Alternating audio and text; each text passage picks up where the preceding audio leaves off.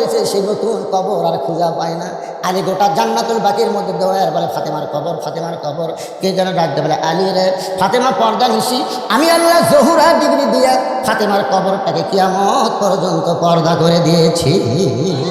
আল্লাহ এই কারণে কোরআনে বললেন অকরনা ফি বুয়ুতিকুন্না ওয়ালা তাবাররাজনা তাবাররুজাল জাহিলিয়াতিল উলা। আল্লাহু আকবার। মায়েরা শুনেন, যেই কোরআনের ওয়াজ শুনতেছেন, এই কোরআনে পর্দার কথা এমনভাবে বলা হয়েছে, মেয়েরা যদি নামাজ কমও পড়ে, যদি নামাজ কমও পড়ে, রোজা যদি কমও করে, স্বামীর খেদমত যে খুব একটা করা লাগবে তা না। আল্লাহ রাসূল বলেছেন স্বামী যখন খেদমত চায়, এই আমার কথাটা খেয়াল করবেন, স্বামী যখন খেদমত চায় তখন স্বামীর খেদমত করবে। যাতে স্বামীর খেদমত করা লাগবে না, এটা ধরে কম না কেন, যাতে স্বামীর খেদমত করা লাগবে। অতি ভক্তি, অতি ভক্তি হলো সোহেল লক্ষণ। কি কয়েকদিন আগে আমার এলাকায় একটা মেলা হলো, মেলা ইসারে সোয়া 5 মেলা। আমার বউ একটা তালিকা নিয়েছে, মেলা হচ্ছে রোববারে, লিয়াচ্ছে শুক্রবারে। তালিকার মধ্যে দেখলাম যে কাকে কাকে দাওয়াত দেওয়া লাগবে। বউ আমার কাছে বসে আমাকে গায়ে হাত দেয়, গায়ে হাত দেয়, আদর করতেছে আর বলে যে স্লিপ দেখেন। আমি স্লিপ দেখতেছি, লেখা আছে আমার বাপ মা, আমার ভাই, আমার ভাই বোন, আমার বোন, আমার বোনের স্বামী, আমার বোনের জামাই, বোনের মেয়ে, এরকম 8-10টা লিখেছে। এর মধ্যে আমার একটা মেয়ে। তাই বললাম কেন খালি তোমার গ্রুপের গুলো লিখলে, আমার গ্রুপটা শীতের দিন এত ল্যাপটপ নাই, শীতের দিনে এখন সবাইকে দাওয়াত দেওয়া লাগবে না। এবার আমার গ্রুপ দেন, সামনে বছর আপনার গ্রুপ দেবেন। আমি বললাম ওই জন্যই তো তুমি আমার দাওয়াত হাত দিয়েছে। অতি ভক্তি, যেদিন দেখবেন আপনার বউ আপনাকে অতিরিক্ত ভক্তি করতেছে, বুঝবেন হয় আপনার বাপের বিরুদ্ধে, নয় আপনার মায়ের বিরুদ্ধে কথা বলবে। বিশ্বাস করেন আমার মায়েরা যারা আছেন শোনেন, স্বামীর খেদমত যদি কম করেন তাও চলবে, কিন্তু নারীর হেফাজত পর্দা, এই পর্দাটা আপনারা এমনভাবে গ্রহণ করবেন, মেয়ে মানুষের কথা যেন কোনো পর পুরুষের কানের মধ্যে না আসে।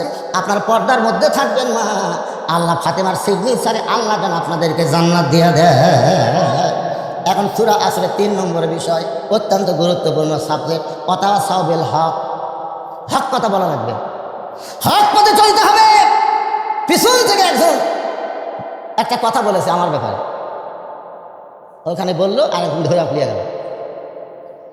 আমার বক্তার ওয়াজ করে টাকা নেই, ওটার কলজের বেশ। আমি যখন বলছি মেয়েরা মাথার চুল বেচা খায়, ওই সময় কথা বলতে, মানে ওর বউ বেচা খায়।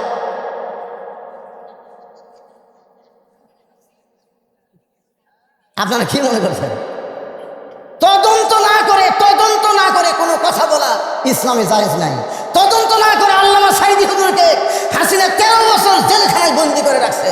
শুধু এই জন নাই ভাবে একটা আলেমকে জেলখানায় বন্দি করে রাখা, হাসপাতালে নিয়ে গিয়ে তাকে হত্যা করার কারণে হাসিনাকে আল্লাহ গোষ্ঠী শুদ্ধা পালাইয়া দিছে। ধরে কোন কথা বল না কেন ভাই? আলেমদের চিনেন না? এই আপনাকে এলাকা যত মাহফিল করছি, আমি যত মাহফিল করছি, এই মাদ্রাসায় মাহফিল করছি, আমার হুজুর বলতে, হুজুর আপনার প্রথমে 200 টাকা দিয়েছে। আসলে হুজুর 200 দেয়নি, 2000 দিয়েছে। 17 বছর আমি ওয়াজ করছি, 17 বছর। কে কি দিছে আমি টাকা দেখিনি, কতগুলা চালাক, উপরে দিছে 500, ভেতরে খালি 10 টাকা দিয়ে এই মানে মোটা করে আমার হাতত দিয়েছে। আমি তো মনে করছি অনেক দিয়েছে, পকেটে থুজ। এইভাবে কত বছর? একটা হক কথা শোনেন, 17 বছর ওয়াজ করছি। 2007 সালে আমার সাহাবী যখন অ্যাক্সিডেন্ট করে মারা গেল, একই সাথেই ছিলাম, একই গাড়ি, কিন্তু আমার সাহাবী মরে গেল, আমি বেঁচে গেলাম। কিন্তু আমি অঙ্গহানি হলাম, হাসপাতালে ছিলাম। বাড়িতে এসে আমাকে বলে, তুই যদি মরতি তাহলে তোর কি হতো? তুই যে ওয়াজ করে বেড়াস, তখন ইউটিউব ছিল না, ফেসবুক ছিল না, এরকম ঠেঙ্গা ছিল না, যেখানে কারো ওয়াজ সেখানে শেষ। তাই বললাম বাবা তাহলে কি করবো? বলে আল্লাহ রাসূলের জন্য কিছু একটা কর, তুই মরে গেলেও যেন মানুষ তোকে মনে রাখে। তখন 2007 সাল থেকে যা ওয়াজ করে টাকা পাচ্ছি, 2014 সালে যায় 12 শতক জায়গার উপরে প্রথম আমি মসজিদ মাদ্রাসা শুরু করি। সেই জায়গায় এখন 235 শতক হয়ে গেছে। যারা আমার দাওয়াত দিবার যায় তারা নিজের চোখে দেখে আসে। এই যে আপনারা যে টাকা দেন, এই টাকা আমি নিজে খাই না ভাই।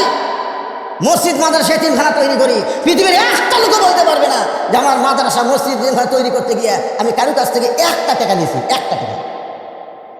কোনো দান সদকা দেওয়া হয় না, ওয়াজ করে করে যে টাকা নেওয়া হয়। একটা মহিলা মাদ্রাসা এখন 3 তলা।